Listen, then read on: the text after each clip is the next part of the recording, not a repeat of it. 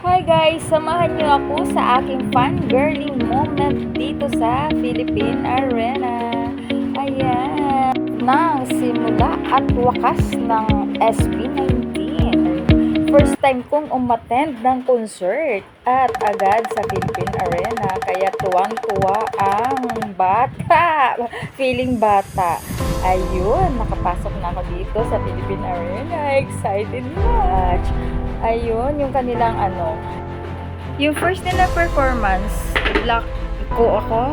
Hindi ako nakapag-record, as in, wala, lumuha lang talaga ako sa sobrang tuwa.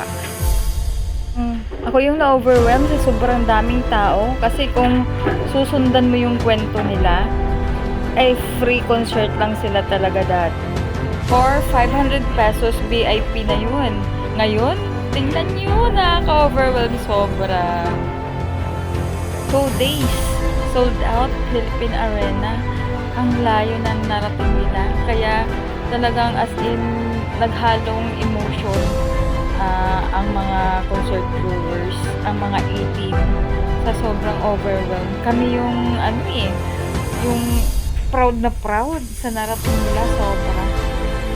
Minsan sumasali ka sa ganitong dahil nag-enjoy ka na, nagkaroon ka pa ng extra ng mga kaibigan. Parang yun yung perks doon. Makikita mo pa yung mga boys na so mga bata pa talaga ang pinakang sa kanila is 31 lang.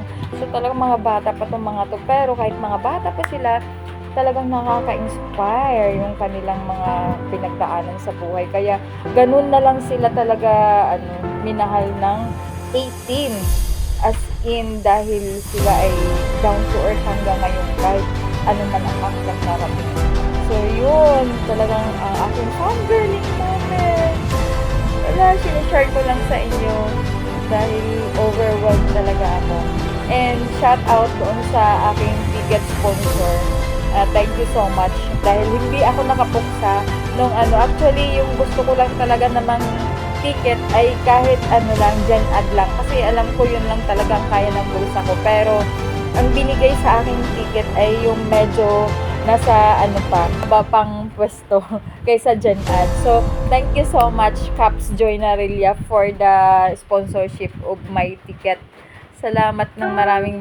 Ayan, nag-enjoy talaga ako ng bonggang-bongga at overwhelmed dahil first time kong umattend ng concert mula ako'y pinanganak na malaking talaga at Philippine Arena pa talaga.